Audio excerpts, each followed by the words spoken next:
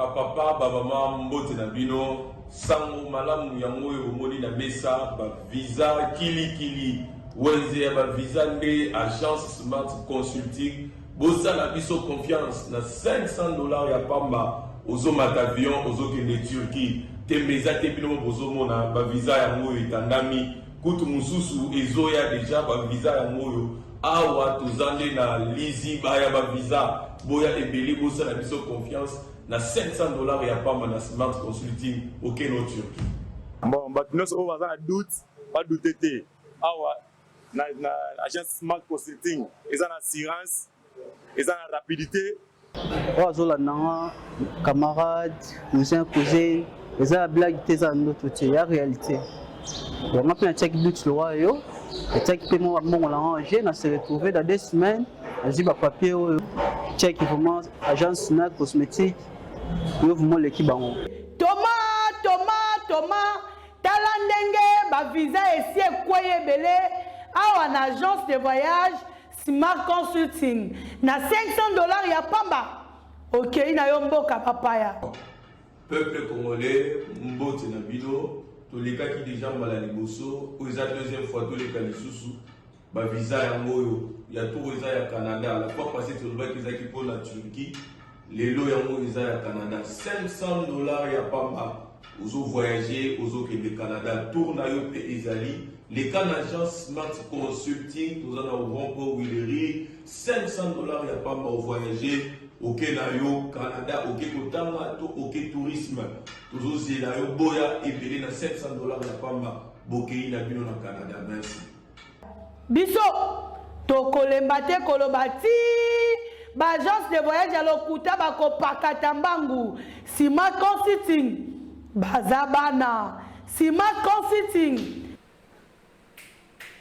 Merci Mbote Nadnou Sika Bozali, Congolais d'un seul côté, Congolais des pères et des mères, bande Konyoso, Bazo République démocratique du Congo comme seconde patrie pour la Bango, Topé Sibino Mbote. Mercredi 5 octobre 2022. Précop et aussi la Mokola Lelo, Mokola Lobby, Baïke, Yaba, représentant à pays au Bazanek, pour assister à la Précop, Yamba qui est chef de l'État, John Kira, Yamba qui m'a appelé une confidence, Mokola Lendi, dans l'occasion d'ouverture à la Précop, John Kerry, représentant à Allemagne, représentant à France, à Belgique et autres, Babouyaki, la photo des familles, que vous allez si comme on a représenté à Russie. So, mon photo, on a les autres, mais COP, John Kerry, représenté à France, Allemagne, Pays-Bas et Belgique, Bazapété pour Babouyaki, que vous allez si comme on a représenté à Russie pour la Bango, Russie, la moto, à Pelissa, moto, la Mokili. Ce qui est comme bongo, pour la Congolais, et vous avez un message, ma casse, on va la routine de la bâtonnière, balinga kabisote, ici comme on se retrouve là, va représenter à Mboka Rwanda, ici comme on, et comme on attend la photo, le bité, il y a des sasa. Tu as un photographe belé na Congo, tu as un ministre balula photo, ba gouverneur balula photo, le roi Jacques Kabula action photo, Jean-Pierre Bemba action photo, Vidal Kabena côté la liste action photo, politique à shooting. Au rive ko boya ko ba photo ndenge bande ko wana ba salaki. Sur la précop tu robet tango 1 minute nous ça pour intervenir. Est-ce que c'était le moment où c'est le moment où tu as pression na ba grande industrielle, na ba pays pollueur. Ya mokili poete tozwa o esengeli kolalisama na forêt équatoriale la biso. Forêt équatoriale la biso deuxième bassin ya mokili après Amazonie tozwa ka mingi te penza par rapport ya bande ko mususu. Est-ce que bonge tozwa mingi balaki biso 12 milliards moko na délai moko ya 5 ans. Est-ce que yango ekoki soko ça 12 milliards multiplié par 5 okomona nini bonge tozwa? Est-ce que c'est le moment de tomber dans Bongo? Il ne fallait pas. Tout y a pression autour de la décideur. Pression, je ne parle pas de la pression politique et population. ONG, dans le secteur de l'environnement, quand il y a pression, donc on a moi qui Kolobelango na émission la bisom ya mokola lelo. Élection la République démocratique du Congo, tribune ya nanga et Sali Makelele, Jean-Noël Pepe, de Bonabiso, avocat, maître Jean-Noël Pepe. Ça les dénonciations contre Corneille Nanga. Avec Corneille Nanga, il y a des Corneille Nanga, lobby boy. D'autant à moi quelques paragraphes. C'est là, c'est quand le lobby m'a cambié à pression, à salir qu'au Sibur et pas y a des décideurs. bon na kotanga ngoko ya émission pression za ko subir non seulement na ba service de sécurité ya mboka na biso azali ko subir pression na ba représentation diplomatique na otali élection bato mususu balobaki bakosisa famille na yo bamususu bakoboma famille na yo bamususu bamema yo na bamboka na bango kende kopanda. Est-ce que entaché te publication ya résultat oyo ye asalaki soki ezalaki pression pourquoi vandi na biso 4 ans après po ya koyebisa na biso? Est-ce que pression wana échangea te ba résultat ya publication ya élection wana kona inanga na maloba na ye abakisi lisusu likambo moko eza motuya alobi na processus électoral ennemi ya liboso ezali méfiance entre baacteur na bapartie prenante nyonso ya processus électoral na phase oyo toza nango. Est-ce que méfiance ezali entre bapartie prenante na processus électoral na biso? Tokomonake bandeko ya opposition na ensemble na bango bazokanisa ke esengeli kotala likambo ya seni ya composition ya bureau ya seni kotala likambo ya cour constitutionnelle. Est-ce que wana ezali méfiance te tokende na yango? Tokombelanda mpenza kobeta lisolo nango na émission na biso ya mokolo ya l'Assemblée nationale. Tozozela commission oyo koyoka honorable Delis Sanga na honorable Jean-Baptiste Kasekwa. Honorable Delis Sanga ata na telefone nazwi ete nakomeka mpe kobenga yo honorable Jean-Baptiste Kasekwa ye moko ayebisa ye ngalobi trésor balekisa ngo na télévision na koloba bayelanga mpe na singa so asili koloba badiembiki ngame honorable mosala commission eleka na télévision te bandaka kaka po ani turu eleka na télévision. Honorable Delis Sanga alobaki na maloba na ye rapport wana botiango sur la place publique eloko nini ebatami na nsima wana officiellement député atoshaka combien nakolo ebeza kocontinue autour ya makambo wana. Trois invités na émission na biso ya mokolo lelo oyo mbote na bino esika bozali République démocratique du Congo héritage ya famille Tshisekedi te ya famille Kabila te ya famille Kengo te ya famille Bemba te ya famille Katumbi te. République démocratique du Congo héritage ya bakongolais nyonso alliance la 2023 esalema autour ya nani pe autour ya nini? Est-ce que l'alliance est autour ya ba idéaux to alliance est autour ya ba personne? Pour la plupart des cas dans la République démocratique du Congo alliance est autour ya ba personne. Est-ce que cette fois-ci c'est pas le cas? Tout ça l'alliance autour ya ba idéaux. Maître Nicolas Lenga, secrétaire général adjoint à parti politique à vol, parti à Delis Sanga. Maître Nicolas Lenga la question. Mbote mingi ndeko Kalafai ezalaka toujours esengo koya etando eke ayo po ya kosolola makambo matali Congo pe bakongomani. Ezali plaisir makasi ngai lelo na ya kosangisa makanisi na bandeko bazali awa na pesi bango mbote pe na pesi mbote na balandi banso bakolanda émission oyo sika siko oyo. Merci. Ndeko nanga Jonathan Makoba moko ya bandeko baza kotambola zinga na Franck Diongo na pesi mbote ya na sali pe candidature déjà na présidence pour na groupe nanga Saoli Sanga bonga na oki bilenge moko abimi Équateur balobio représentation wana oyo saleza mwa malamu te oza wana jeunesse Équateur te kosala le côté kuluta sala bia kozala candidat président bandeko za bino te oza bango te botika kuluta candidat président za problème te ya Saoli Sanga bonga candidat président boyo oza campagne à la boketu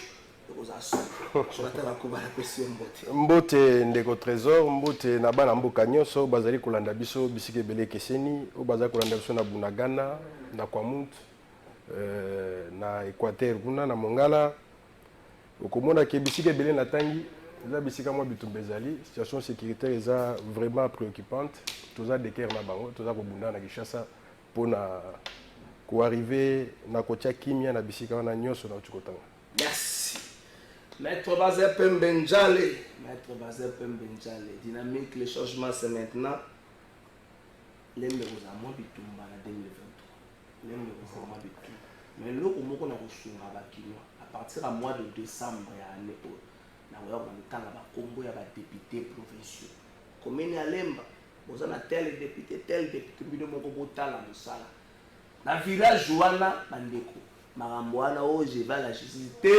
Tu vas à la justice dans la musique famille dans la lemba. C'est un problème. Maître Bazin Pembe la question. Merci beaucoup Ndeko Trésor Kalafai pour l'invitation. Nazali pe ko réitérer bambote nangai pa bandeko tozana ba on a plateau à télévision et je rappelle aussi na opinion que obosa na koloba ete Maître Bazin azali secrétaire national adjoint chargé à stratégie insertion professionnelle na kati ya Lingombo babengi AFDCA ya mwana mboka bati lukwebo. Merci. Maître Nicolas Lenga, tous les Cambo 1 minute 30, tous les 1 minute 30. En 2023, l'alliance, tout ça autour de la vidéo, tout ça autour de la personne. Parce que trop souvent, la République moitié du compte ça à l'alliance sans tenir compte il y a un courant de pensée. Il nous arrive la phase moko oyo, à gauche, à droite, mais la question sécuritaire, par exemple, le langage de mon côté, sur la manière de répondre à les Kambango et conséquences tango. La question sécuritaire, par exemple, les autres traîner les pas pour qu'ils aient résolu dans le cas. Tout ça, on laisse autour à l'île. La vidéo, toi et ma personne. Il y a un sengeli qui est bâti dans tout ça la politique. Politique, va ça la kayango na conviction. Politique, va ça la kayango parce que tous en mécanisme, tout le monde comme ma peau y a un bon wana ya école. Kasi, ce qui est la penza na Congo na biso, ba que belé va ça la politique pour y a kozala na sima ya bato. C'est vrai que na lingomba politique moko ezali important leadership ezala conduit par moto bongo bato batikali bazala na sima ya moto wana donc kolanda moto ezali mabete kasi yambo ya kolanda moto wana donc leader esengeli nanu ko se mettre d'accord sur philosophie oyo ya kosalela politique na ye problème ya liboso mbeba ya liboso na Congo yango wana bato bakendaka kaka na sima ya bato sans koyeba philosophie to idéologie to vision na bango ezali nini yango wana omonaka ba alliance esalemaka sima ya bato. Or normalement alliance esengeli esalema sima ya ba idée soki tokomona makanisi ndenge moko nde tokoki kosalie oyebi na kozwandakisa par exemple il y a lingomba politique ya président Kabila balobi bango bazali ba socio-démocrate kasi na lolenge na bango ya kokambela ya libéraliste bazala lokola kulutu nanga Thomas Louara le sonjela okomona sika lolenge na bango ya kokambela ekolo omoni ba privatiser ba entreprise à l'état non ba socialiste ezara ndenge wana te bato tozwi ndakisa ya tata mokonzi ya ekolo ya lelo oyo na lingomba politique na ye balobi bango baza ba socialiste na Jean-Pierre Bemba na kati ya lisanga basangani sikoyo na mutu azali libéral mais bango moko bato ya lingomba politique ya tata mokonzi ya ekolo lolenge na bango ya kokamba bako sala signe moko te kolakisa ke bazali wana pona peuple pona social ya peuple okomona c'est-à-dire que il y a un niveau où ezali maloba kasi makanisi eza na kati ya malobo wana te sur la 2023 to ça ni na 2023 na alliance autour des personnes ou autour des personnes te alliance esengeli ezala autour ya makanisi soki to se mettre d'accord sur makanisi nde tokoyeba moto nini oyo esengeli amema makanisi wana bakongole nyonso bazali témoin en tout cas na 4 ans aussi to sali na législature oyo ba leader politique nini bako incarner makanisi ya malonga. Merci maître Nicolas. C'est autour des makanisi wana nde bato esengeli ba se liguer pour te batindika makanisi wana derrière un leader. Merci. Ndeko Jonathan. Frank Dion azongi na opposition atamboli mwa mingi bayambai na kabun bayambai na banene atomona epe na katumbe yabo bapesa nimbote bino alliance bokosala autour ya bilongi ya bato aza mwa pembe aza mwa munene to bokosala alliance autour ya baideo autour ya makanisi oyo ekotombola mboka na biso ndeko trésor na sepeli makasi na motuno otuni ngai esengeli koyeba yambo ete na bakongole nyonso bazali kolanda biso MLP eza moko ya baparti oyo eza kobunda autour ya bavaleur biso pour le moment na question opposée tokomi na niveau te ya kolobela makambo etali alliance avec telle ou telle formation politique pour na biso pour le moment esengeli ete tobunda d'abord pour na koarracher maponami na kati ya délai constitutionnel. Alors toutes les forces et opposition moto na oyo etali ye esengeli ete abunda po ete to obtenir ba élection maponami na kati ya délai na 2023 na tango tokomona ete calendrier bimi et que maponami et comme si quand pena certaines qui y aura élection nde tokofanda totali na kati na biso na baprogramme nyonso na baprogramme oyo bakandida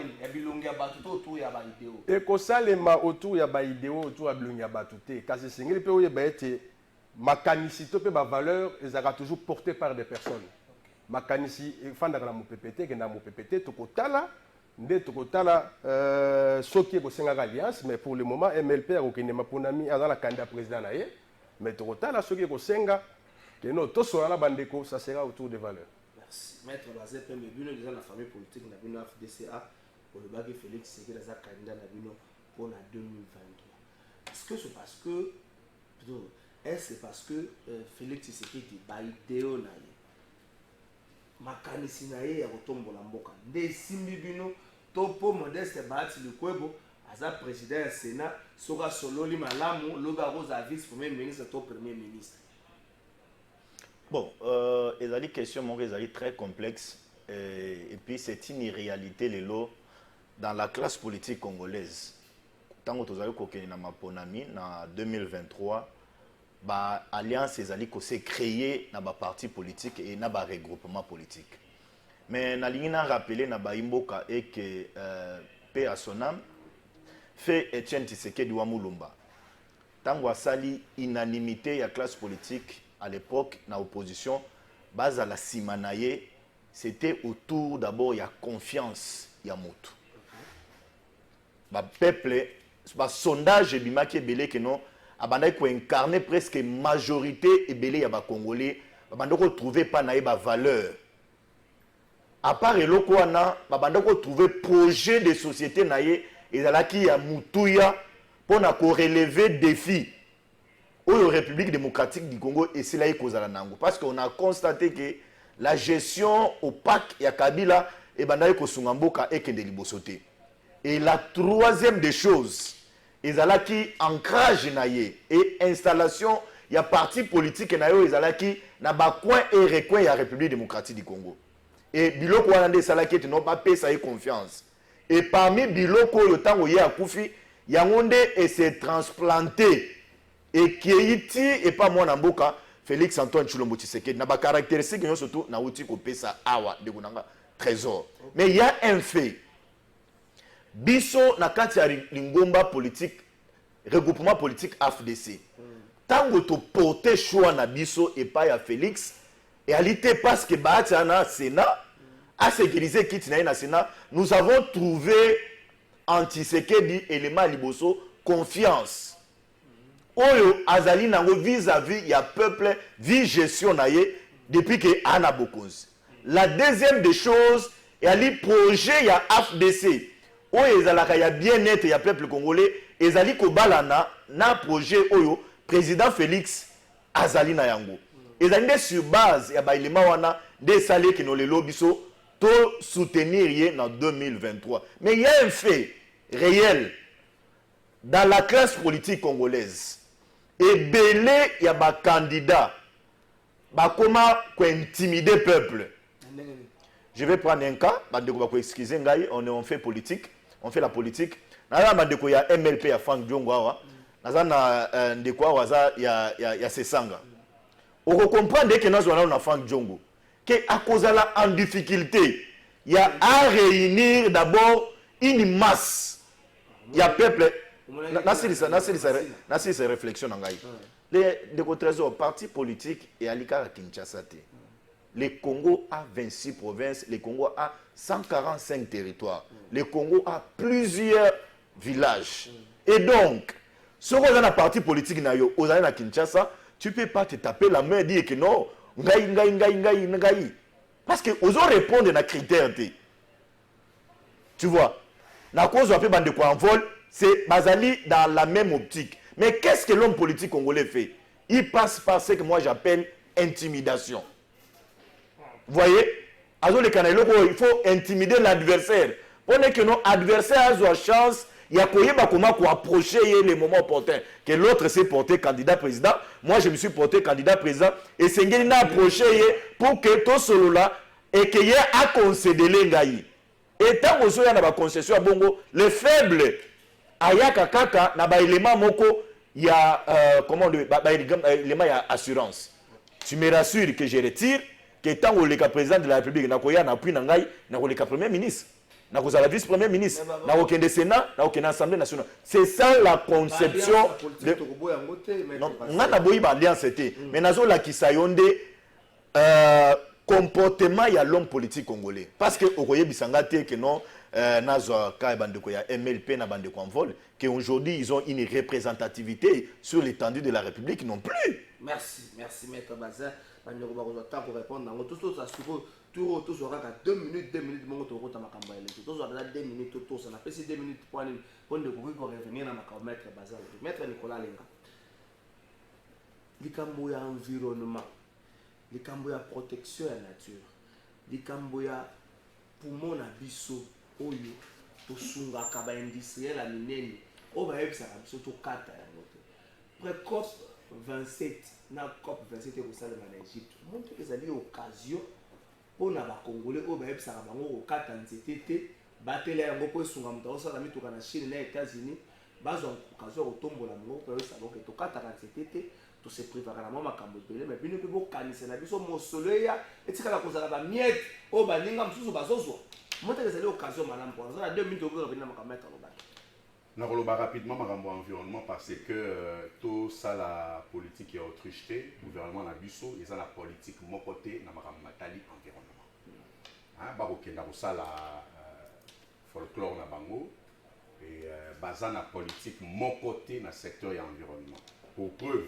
Ce gouvernement n'a jamais dit aux Congolais les canisinaye et zalinini pour battre la faune nabiso, battre la flore nabiso, pour gérer environnement nabiso même à l'interne parce que oyebi beaucoup qui n'arrive makambu ya forêt mais ba fulu et toni na Congo oyo yango ko polluer environnement assainissement yo ça la partie environnement ba mituka oyo zo tambola na kati ya Congo awa oyo pola mais bazali na ba document ya contrôle technique yango ezali ko bebisa environnement non et sengeli poto lobela makambo en tout sérieux et sengeli gouvernement et biso quelle est sa politique en matière d'environnement nakangi parenthèse on en attendant mama bazali ba aya ko sola mona peuple nazonga na makambo ndeko na ngai ya AFDC ndeko Bazin alobi non tango to ko solola makambo ya Congo et sengeli tout même ya ba Congolais ba kolanda biso le peuple n'est pas dur. AFDC les lois lobby gestion à Kabila qui opaque. AFDC à un moment donné il faut avoir honte. Projet na bango et ba na kina ya Kabila ti. Et ba la le peut tourner extérieur. Et ko ba na peso ke sabino. On comprend les siko caméléon. Te ngazo ba makamete ezo on comprend les caméléons. Donc moto mobimba ye projet ne bala na rana moto azana pouvoir aye pe abandi oloba wa popo bango balo balelo gestion ya Kabila ezaki opaque mais ils ont été ministres de Kabila non à un moment donné il faut tout respecter ba peuple ba Rolanda biso sika lobby parti yanga ya en vol eza suffisamment représenté té ezali tactique pona après ba négocier candidature d'abord tina seconde autogolobawa na yo quitté parti en vol et lobby que bazali babimisi candidat moko président de la République soki bango baza déjà na manette écran prophétique eza mabete mais koloba ete ezali stratégie pour na okenda ko négocier pour na botika na simo négocier kasi na bopanza maloba mbango wa boye eza na ngwa argument moko za pepele moto oyo ayebi ke yaza fort abokenda ko négocier moto atika candidature na epona ni soki penza bato oyo baza faible ya lobi biso en vol toza faible mais leader na eba tia soki 12 voix na est il y a moto aza fort ndeko moi combien bonjour parce que le journaliste vous pouvez demander à ouais, pourquoi son autorité a eu des difficultés pour être élu depuis chez lui député plutôt chez lui Joseph Nkayema depuis maman parce qu'il a eu des difficultés parce qu'il est fort il y a aussi des difficultés à dire à 12 voix na est pas na ba on a dit ça tout à un moment donné il faut que vous allez la modestie et puis il faut que vous allez la honnêteté et puis vous allez responsable lorsque vous solo là na ba Tu réponds. Mais ministre, il faut que en vol na Congo, tu as 26 provinces. Vous avez secrétaire général adjoint. Dans un cadre à partir. En vol, ça représente combien de provinces? À peu près dans 20 provinces. Vous avez vu que août 2019, nous avons la tour où il y a Congo, dans la coordination de l'Abisso, il y a les capas, les gars, donc, ils allaient médisance, prétention, Mungo et Zangatina, il y a Bolobete, en vol, les Arabes en Kinshasa. Mais le leader est en vol, août 2006, il est le mieux élu dans la circonscription, il est tel élo. Mais oui, il y a 12 voix. Nous avons besoin de aussi. C'est là où ils ont dit ministre de l'État. C'est là où ministre de l'État. Ils ont dit que nous avons besoin de Motona no oyo ye ayebi kaza candidat fort. Alors qu'il a négocié candidat faible tika candidature pour l'année. Ça n'a aucun sens. Qui a ça fort, on s'est passé na et. Donc à un moment donné, raisonnement na eza na court-circuit. Biso en vol, tout ça la politique parce que tout ça na makanisi. Tout ça la politique il y a kobalisa projet na biso na batonyo so baza na pouvoir, la prostitution politique. Bondumba qui boule la politique. Biso toza na ngote. Yango wana monaka biso tozali toujours na opposition parce que tolingaka bêtise te. Merci. Tosalaka tokotaka na ba combine te, compromission tolingaka yango te. Oyebi ke na bandi po annonçaki yango tokolobela yango. Combat ya parti na biso en vol pe ya leader na ye. Oyo ba dongolo miso, ba ndumba politique, ba leader ba politique corbillard oyo ba memaka ba président na Nkunda ba zu Kabila ba memie na Nkunda ba tiki ye nanu kutu ba kundi Kabila te ba zongi na corbillard ba yeko so Tshisekedi po ba kunda ye na 2023 na 2023 bango ba kokunda ye merci tango ba kokunda ye ba kozonga mbango ba ba projet na bango e balani sunga moto ko so pouvoir. Merci maître Nicolas Lenga 2019 ko kina tarisi moli mone pe mana kimia pepe ndombe pe tout pasha pasha moto ba kudina onte ba rende ko wela biloko ko fouiller partout ba rende ko mena symphonie exactement musique à la kala lelo te botanga na makaba na bina sikawara te deko Jonathan Ndeko Trésor. C'est vraiment kambalo voilà tout niveau ça te bongo to tombola makale ko moi passe pour ba petit to kata nzete mais tant que batongo baye awa bato babundelaka makambo yango environnement bato bayesa to kata nzete te eza mpe okazo toyebisa bango te nzete tozokata te mais bino mpe bopesa biso mwa malamu ekoki mais bino mpe parti eza combien de province na mboka. Ndeko Trésor nakobanda na question posée ya liboso sur environnement yambo na lokota maye ndeko bazia oti koloba awa oyo ezali kotombokisa bacongolais mpe kopesa bango kanda makasi parce que oyo azoloba par rapport à réalité ils sont vraiment très distants. Ils sont vraiment musika na réalité. Ils sont vraiment musika na ouetali vérité. Makambo etali environnement. Monsieur Alexis Lenga outi ko détailler. Nicolas Yenga plutôt donc SGA outi ko détailler yango. Il se pose un problème, un déficit, il y a vision. Un déficit, il y a leadership. Donc manque d'une politique appropriée par rapport au secteur où on a environnement. Il y a des initiatives privées, tout le monde qui ne peut pas. Papa, na kosenga na yo ndeko Trésor, qui est noté des villes, senga au côté na ba toilette, il des villes se soulager, ou ta qui ne peut pas. Parfois, ma belle a régime aux animés. C'est un régime vendeur, il y a vent, il y a pas illusion, donc que la population, mon pépé, il n'y a rien de réalité. Au fond, ils ne maîtrisent même pas Makambo Bazakoloba. Ils ne croient même pas à ce qu'ils disent. Il n'y a aucune politique appropriée dans l'environnement. Ndenge SGA Otikoloba, Toko Zela, ministre Mama F. Bazaïba, Aye Bisabiso, c'est quoi la politique il y a RDC par rapport à cet environnement. Toko Koloba, Toko Kondimate, que Tozana Zamba est belé, Tozana Nankita est belé, Fon est belé, kasi e profité na Baimboka. Et ça, il a papa Etienne Tshisekedi de res mémoire, azai ko lingate, azai ko tungisa mingi, azai ko lobatango inso ete, ako kite kondima ke Congo est un pays riche avec une population très pauvre. Tozonga na makambu na yo ki awa. Tozonga nanu na makambu na yo ki pas mettre Bazin, MLP, eza parti bandi le lote. Peut-être bino na FDC, lo meseni ko tambola. Otiaki tango mususu kate pona koyeba histoire ya mboka soki eza na baparti oyo ebundeli mboka oyo constitution toza nango lelo MLP eza parti signataire ya accord global inclusif. MLP combat nango eza autour ya bavaleur tobundi pembeni ya papa Etienne Tshisekedi tozali kokoba netumba wana tobandaki nango mpona démocratie mpe état de droit. Alors makambo etali implantation bati kodémontrer lelo oyo toza na 18 provinces sur les 26 basiège ezali na Kinshasa. Il n'y a aucun parti, même Bango FDC, il n'y a aucun parti qui a plus de bureaux que nous ici. On a 24 bureaux à Kinshasa. Pour l'interfédération, on a 24 communes. Sans compter le siège national, le bureau exécutif, les bureaux politiques, et par rapport à la fédération et interfédération. On a plus de 24 bureaux à Kinshasa. Où Bango va pouvoir baser la moitié.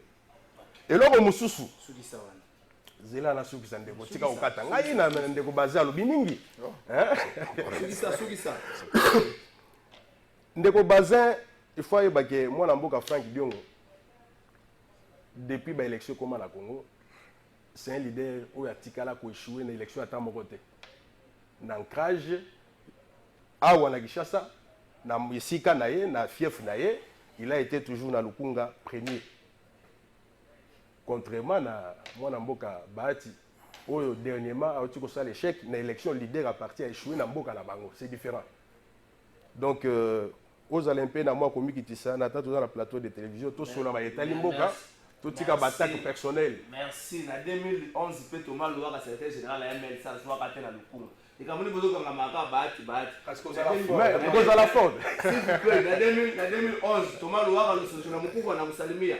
Azwa kate na Lukunga jamais kambinga azwa azaka makasi bato makasi kande ba échouaka ba faible bazwaka. Salut mon frère Trésor, est-ce que Maître Bazin est sûr que si monsieur Bahati aura beaucoup de députés à tous les niveaux comme ça a été le cas à l'époque de Nanga, il se trompe lourdement car tout le monde sait que son autorité morale était l'un des enfants chéris des Raïs Atika Korevé à côté de c'est monsieur Guy Ibanda depuis Gombe. Maître Bazin Pende le cambo environnement moto no yoki yango me ino pe makambo après c'est bozo vivre kwa zaiko ndeni boyebe ya no so bobeti ki mpwanza ba nyonso ba hotel ko yeba ke no bilenge bana mikolo ba koma ya moko mwa bina filet ya moko mwa inosbi Néo Trésor oyebi c'est une joie pour moi.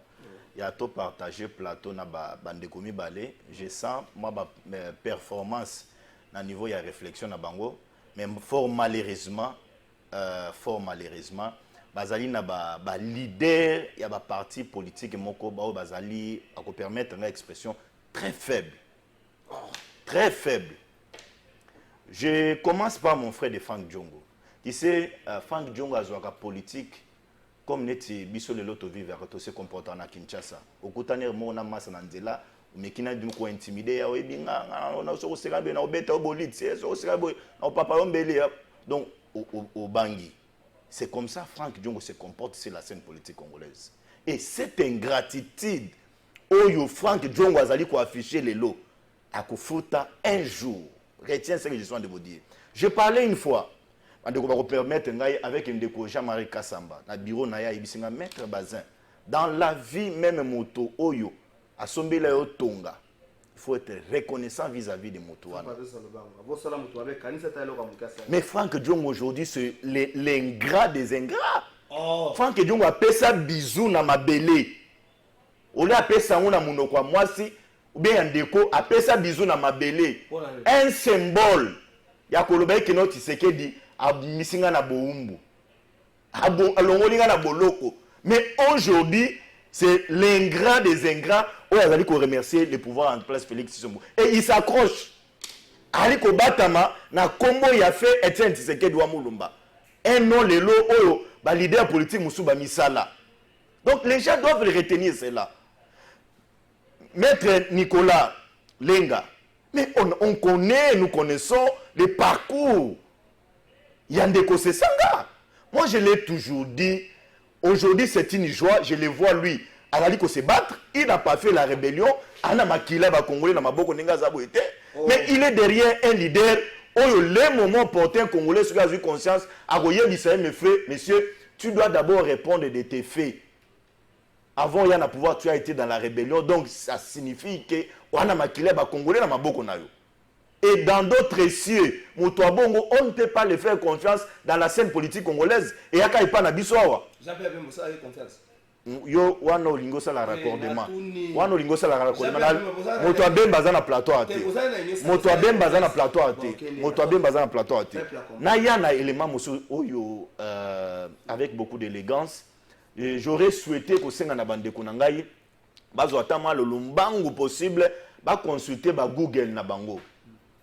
Ba kota ba pesa bango. Nous avons en République démocratique du Congo, nous avons une loi sur l'environnement. La loi numéro 11009 du 9 juillet 2021. Et cette loi, elle a tiré ba origine nango na article 123 alinéa 15 il y a constitution nabiso.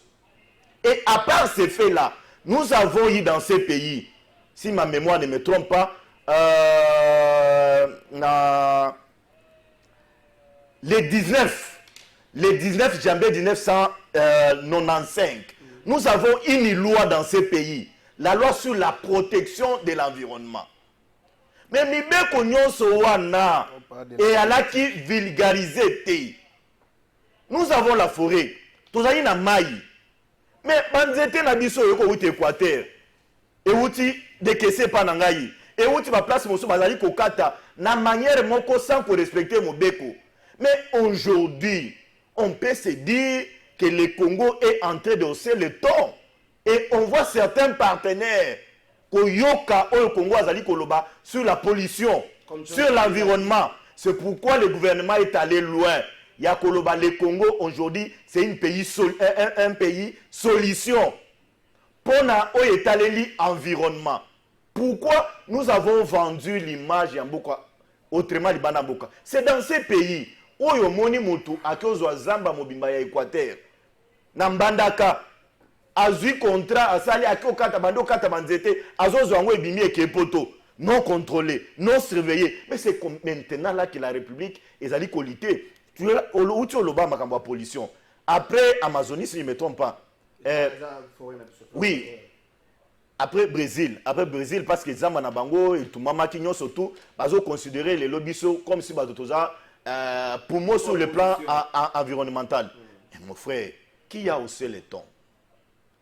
On est avec vous, vous êtes un journaliste. Tozana Bangwa, on a vu le gouvernement Mouzé Laurent Désiré Kabila.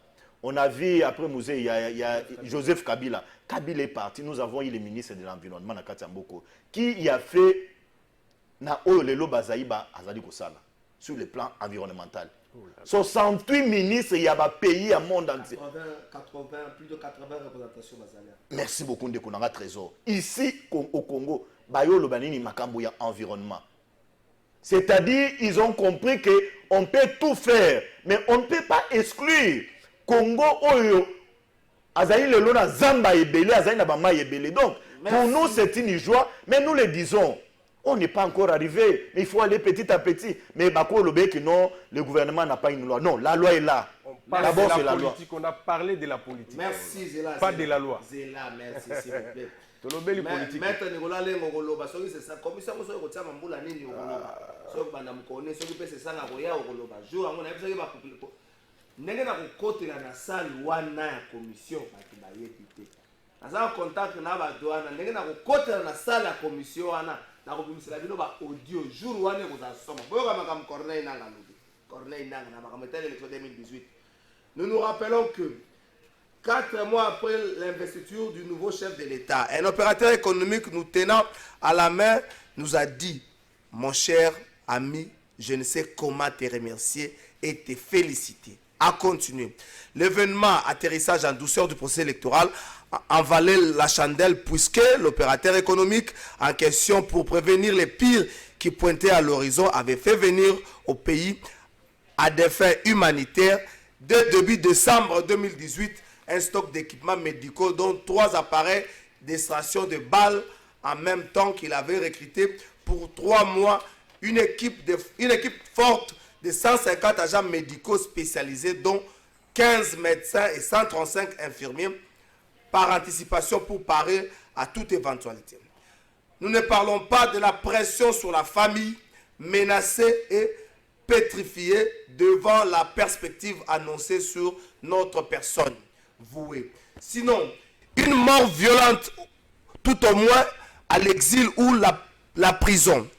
Mais il y a aussi les pressions et menaces exercées sur nous et d'autres membres de la CENI de la part aussi bien des chefs de mission diplomatiques de certaines puissances qui allaient jusqu'à nous proposer l'exil sur les territoires de leurs pays respectifs, que des hauts gradés de l'armée et d'autres agents de sécurité du pays, dont certains heurtent l'esprit traversé par l'idée d'une solution militaire pour tuer dans l'œuf la perspective des désordres qui s'annonçaient, c'est-à-dire perpétrer un coup d'État. Je crois que nos communautés sont Corneille Nangalo. Maître Nicolas Lenga. C'est vrai, j'adore le peuple. Salut de l'instation, Moko, n'a parqué, pour nous faire attendre,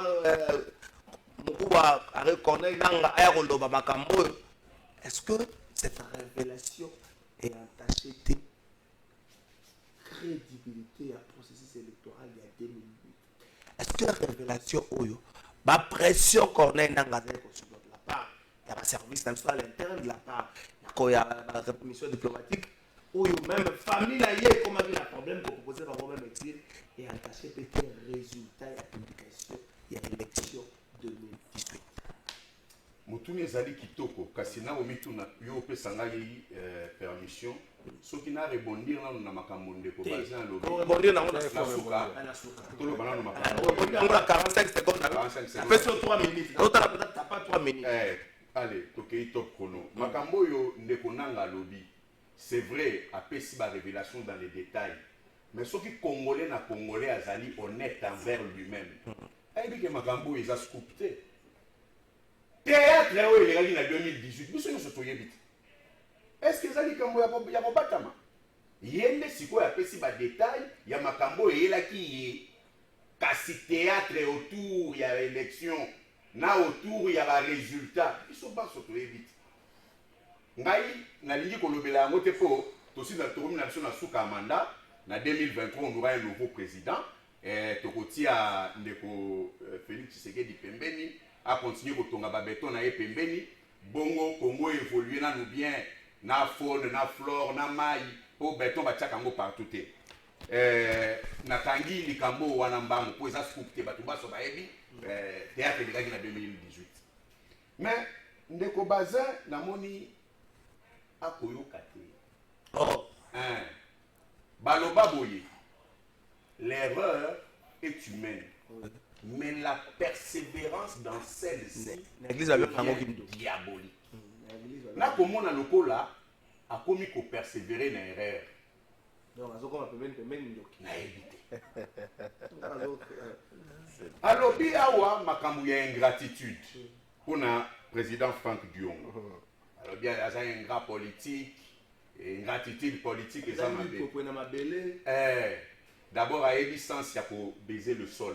Pour le lobby, et c'est qu'il faut ça moi aussi. Bon, Azan amoureux, ils ont droit à je sais. Kasi, dans ma cambo, oyo, il y a beaucoup baiser le sol à une signification très symbolique. Ce qui a l'indiqué quand on a une émission, on a vu ça y est, on a vu ça ordre du jour. Mais ingratitude politique. Est-ce que Penza Batoa de se broquer pour le Bayango? Bango Basala na Kabila te. Les lois balobi Kabila ndoki. Gouvernement n'a pas passé dans moto environnement quand ça sale l'autre côté. C'est ça l'ingratitude politique. Qui a fabriqué Bahati? Voilà comme si Bahati n'a pas mis solo, à son baraba veste. C'est Kabila. Oh, c'est pas vrai ça. Ah, rouler na palissade, c'est Kabila. À son baraba veste to bandako. Bon. Ngana banda kuna namuna kateme namuna ka veste na ebie série ya zalaki na société civile na tango ayi pembe na Kabila okomona ke boke senizali donc ingrat ya liboso ya kodi kolobela lo bana na famille politique na ye bato balobi gestion ya Kabila eza opaque mais Kabila leur a tout donné sika asili sikuna te abeti likofi na liboki ya sende aye pa abiso en vol alobi likambo ya rébellion. Et c'est là où sonné. Il y a beaucoup mis ça, union sacrée.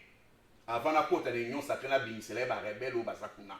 o baza ba proche ya tata mokonzi ya ekolo na kotanga bango kobanga te mais boyebi ke na pays oyo toza na héros national moko komona ye mzee Laurent Désiré Kabila grand rebelle maintenant nyalela ye te grand rebelle à part ye mwana na ye oyo asala bango Joseph Kabila grand rebelle président de la République à Congo pendant 18 ans babetela ye maboko ye abenga ye raïs mpona ye tokonguluma ye tobetana na bato ya kote na ye ya famille na ye oyo akomeli bango ingrat tosilisi oyo wana tokesi koyo na ngambo oyo boye na union sacré boyebi ndeko moko kombo na ye biselele Fortina kasi ancien ya RCD Goma boyebi te pire moto ataka mokonzi ya ekolo Grand rebelle. Oh, ya ancien ya RCD Goma Grand rebelle. grand rebelle boyebi te Azoyoka. kaka sika oyebi François Mwamba kasi grand rebelle pembeni ya tata mokonzi ya ekolo bongo président Jean-Pierre Bemba ye moko ntango olobi yango ya lobi o te koloba wana te wana basekele ya ndako kasi eza grand rebelle pete pembeni ya tata mokonzi ya ekolo okanisi esili te président de la république akende konégocie na ba M23 alobi te tobeta bango masasi ka tosolola alouele bango bahotel banini tout ça oyebi histoire bango yo oza journaliste Octobre 2012. oyebi te bango tu baancien rebelle te barebelle pela actuel balouele bango bahotel bapesi bango balix banini tout ça donc likambo ya rebelle oyo esengeli akangela ngo monoko parce que ezali débat moko eza na ntina te c'est ridicule na trempe oyo aye un moment et puis c'est passé. non mais c'est ridicule à un moment donné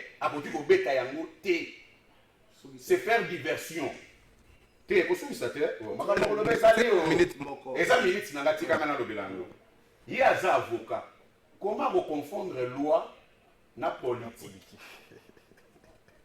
et ça quand même honteux à un moment donné lorsqu'on n'a rien à dire le silence est plus noble loi ekoki kozala kasi lolenge ya kosalela mobeko wana yango nde politique. On n'a pas une politique en matière gouvernementale. Nalingi bayebisa biso programme ya reboisement et ya ndenge nini ça fait partie de la politique. Lolenge nini toko recouvrer ba droit na biso à l'échelle internationale yango wana nde politique ye kaka mobeko sur la protection te lolenge ya kosalela mobeko wana sika conservation ya patrimoine nango toza nango na assainissement ya ba milieu na biso à l'interne ndeko na ngai alobi makambo soko koti na hôtel de ville heureusement toutes les fois na kana hôtel de ville na oka posa ko se soulager te Evitaga kama toke ndata siko omona mais nguma mais soki otamboli sikoyo nano te na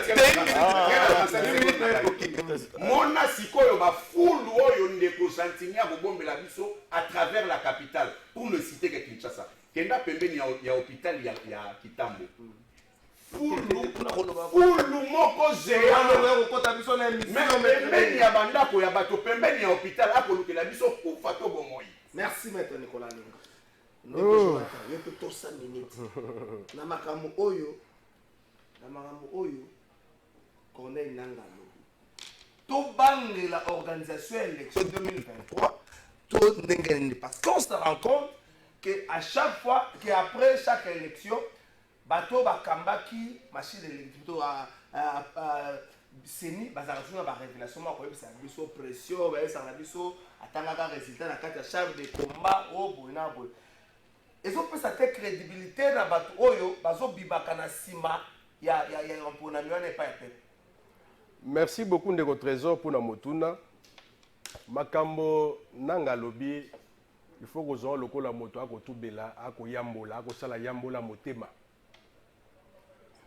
esengeli bayi Congo basosole te likambo etali mapona minamboka na biso c'est une question très sensible tokoki kozwa ngo lokola na légèreté te parce que ozomona lelo yo nous sommes à quelques mois des élections toza na bureau moko ya seni oyo opposition politique congolaise eza na délégué na kati te PPRD atikeli kotinda moto te décidé papa mais yo bima ndenge lekaki te c'est-à-dire que nous avons déjà un bureau installé pour le moment là bango na bango bato ya union sacrée. Ça pose un problème. Or, mboka na biso depuis indépendance ti lelo. Ba crise nyonso tozwa na mboka oyo euti na légitimité ya pouvoir politique. Élection oyo nanga uti ko la biso na élection elandaki ya Kabila ya deuxième mandat ya Kabila avant glisser yango imulunda. Conséquence nango ezalaki nini? Nous avons installé des institutions, par exemple, président de la République depuis l'élection ya Nanga, qui n'a élection au 2018. Conséquence, que le président de la République a voté dans la minorité à Congolais, on va prendre part la vote. Depuis 2011, depuis 2011, si le lot, le président Wazo Kambabiso, Aza élu na moins de 50%. Et là, qui c'est que 100% de Congolais, on va prendre qui part. Et belé baboya qui y est. C'est ça la crise de légitimité. Pour résoudre cette question de crise de légitimité, tosenga ki ete ba réforme ya malonga ekoka ko salema na mayematali seni ko bongisa mapona mina mboka. Tosenga ki ete na processus ndenge tozali ko kende ba koka koyoka ba intégrer ba facteur correctif pour que tozongela kaka contestation ya maponamité. Au moni na cause exemple, au niveau législatif, vous avez 5 sièges à concourir. Mais après 500 sièges plutôt. Mais après, vous avez 6500 requêtes en contestation. Et là, qui dit que depuis ma ponamia, maintenant, on a dit que pour là. Attends, bah, pour là, on a dit que pour là. Mais il est allé à la Cour constitutionnelle, il y a qui peine la requête. Si vous avez pas posé 12 fois. Vous avez si vous avez la magambo etali politique, non, il y a le maître bazar lobby, il y a des gens qui ont ingrat. Non, papa. Sorti à prison, il y a Franck Diongo. Et ça, cadeau à IDPS, c'était un cadeau à l'Union sacrée. C'était l'exécution, il y a mesure de décrispation politique. Oh, ils ont signé la 5 ans, papa. Il n'était pas laissé à être libéré. Aujourd'hui, c'est quand ils sont éviter la zone presse à information. La zone presse à information, ce n'est pas un cadeau de l'IDPS, ce n'est pas un cadeau de Nini. Et puis, le cas Félix Sabimisa qui fait dans la prison, Mbokezo Koufa, Mbokezo Ebazo Moyibi, corruption. Donc, le cas Félix Sabimisa dans la prison, non, c'est pas ça. C'est pas ça. Mais ça, c'est ça, c'est que l'impression qu'il veut donner que non, c'était la volonté à Félix. Non. Ce n'est pas l'impression, il l'a dit. Mais c'est pas ça. Et puis, papa, Zéla. Non, maître Bazin. C'est grave quand même. Le loyo accord constitution aux alangoyo. Et ça, fou, il y a résidence, il y a badeli, c'est ça, on va trouver un rebelle.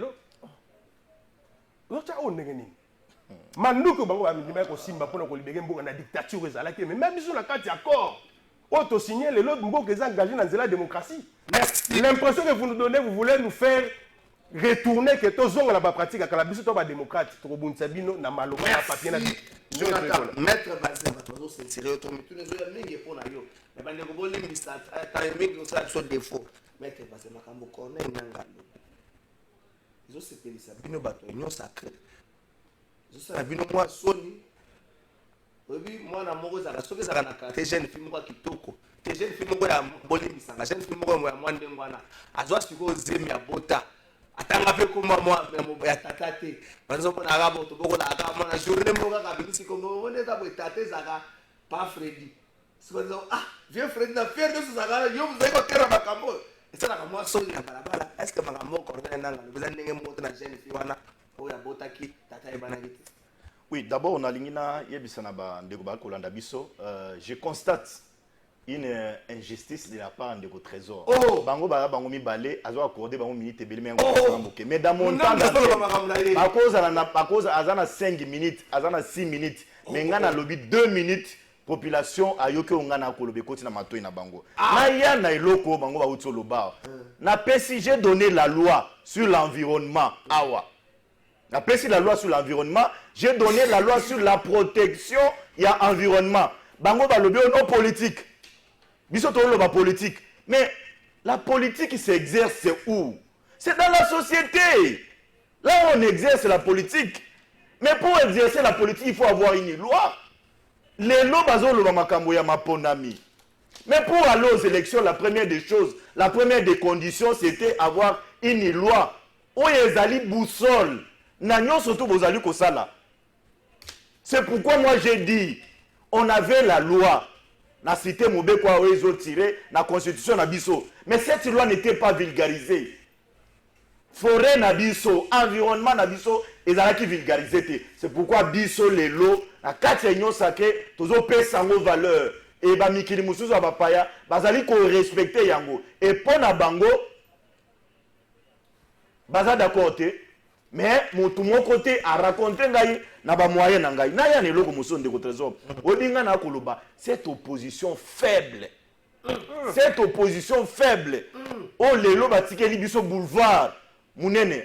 Alternative mon côté en 2023. Okay. C'est Félix ou rien. Parce que c'est une opposition très faible. Une opposition des réseaux sociaux. Tu sais, nous avons fait une opposition farouche à Joseph Kabila. Tu vas dire que l'attaque Kabila, une minute était. Conseil lui qui me dérange pas. Conseil lui qui me dérange pas. S'il vous plaît, s'il vous plaît. S'il vous plaît, Ndeko Trésor, Kabila, nous n'avons même pas accordé une minute. Kabila est allé aux Nations Unies. Kuna azwa maman na fimbo abungisa ko tuna discours na ye o ifala tanga. Aya wana Congo la pression terrible et nous avons reçu des cas bande ko rosimuke bakapanga la bakufa. Et donc qu'est-ce que cette opposition lelo bakola qui s'en a peuple et que non ils sont en train de contribuer pour qu'il y ait élection en 2023. Au contraire ils ont des biso. On doit faire valoriser Oyezali article 5 de la Constitution Nabiso. Le pouvoir doit émaner du peuple. Nous avons un mandat de 5 ans. Il faut l'exercer de manière claire. Et où tu as une élection. Naya na makambo na auto yoka de part et d'autre. Non, il ne faut pas que vous allez injuste de votre trésor. Je n'ai pas Nicolas Lenga qui a retenu les lots. Et j'aimais Ninga Lobby a cité ma rebelle. Il a cité, ouais, à la rébellion, Ngaïne Motuna cité qui se sanga. Que se sanga c'est un rebelle. Nanina yoka munoko na ya cité que non, Bati a rebelle. Wana na ka munoko. Merci. Mais il a dit na munoko na ye que Bati c'est un fruit de la société civile. Donc, atikalo yeba mundu kité, atikalo yeba liwate, atikalo yeba lisasete, ayebika kapasi ya peuple, ayebika comment ko revendiquer pour le peuple. Nasiri sandiko na trésor. Nasukisa. Na lingi na yebisa bango boy. Bazala cohérent na makambo ba koloba. Makambo nani nanga lobi Corneille Nanga, c'est tout à fait normal là que c'est exprimé. Ndeko nanga trésor. En Afrique, le président et la commission, surtout où ils organisent l'élection, ils sont pris en otage par certaines officines de la communauté internationale. S'imposer. Merci. La communauté internationale doit savoir que les élections, il y a souveraineté, il y a mboka, et c'est que l'Arabie l'attitude pour organiser les élections. Et pour dire à mon frère, c'est lui qui a gagné les élections. C'est Félix Antoine Tshilombo Tshisekedi. Élection, c'est la première tour, la deuxième tour. Donc, combien de pourcents? 38 et 37, c'est la majorité. Merci de la minorité. 38 et 37, c'est la majorité. 38 et 37, c'est la majorité. C'est ça la loi électorale. Merci, maître Bazepembe. Merci, maître Bazepembe. Une seconde, merci, maître Bazepembe. Merci, Nayo. Ndeko Joseph Mudogo Ayurambi. Ndeko Komunza Pasi. Comme on est des photos de Zawana. Joseph Mudogo Ayurambi, bon anniversaire depuis le Canada, bon anniversaire dans ta papier sur les boulets. Maman Mokonzi Natacha Bolembo. Maman Mokonzi Natacha Bolombo. Bon anniversaire, Nayo, c'est l'exercice, il n'y a pas si à vous souhaiter votre anniversaire. Bon anniversaire, Nayo. Maître Nicolas Lenga, monsieur ici. Beaucoup de la commission. Monsieur ici. Maurice, la personne fait mot. Te commission oyo babengi président na biso Delis Sanga pour makambo ya $21,000 toko kenda yango na ba preuve nyonso soki to silisi na commission to jupe ba preuve wana to na mona etando ike kasi batoyo lutte ya réduction en train de vie de l'été zo déranger bango ne ba lingi ke to solo la makambo oyo oyebi ke to banda ko lo makambo réduction du train de vie de l'état ou ta 4 ans si les lots to lo baka yango Tolobaka déjà depuis tant de temps vous a $13,000 que bakitisa na merci merci maître Nicolas Lenga Jonathan Mukaba ça 10 secondes.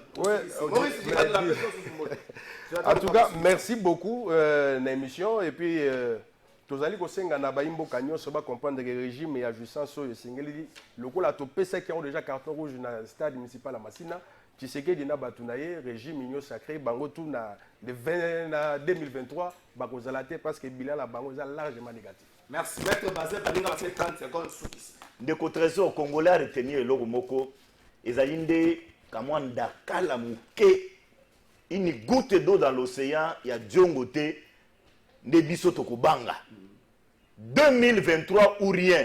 C'est Félix Antoine Tshilombo Tshisekedi na lobby cette opposition faible batike biso boulevard et bayeba ete biso a prêté aussi to se prononcer déjà en 2023 nous allons faire réélire avec une majorité Félix Antoine Tshilombo Tshisekedi on est en match et c'est vidé déjà. Merci maître Nicolas Lenga secrétaire général adjoint du parti politique en vol. Merci maître Bazé Pembe coordinateur dynamique de changement c'est maintenant secrétaire national de la FDC. Merci Ndeko Jonathan Makoba plutôt beaucoup ya cadre ya MLP parti cher ya mwana mboka Franck Diongo Maurice Gandou merci na la coordination Alva Image merci Clovis Odinga mwana livulu ya solo merci Juice Bongeli merci na yo maître bienvenue Faso merci na yo pour émission à l'émission.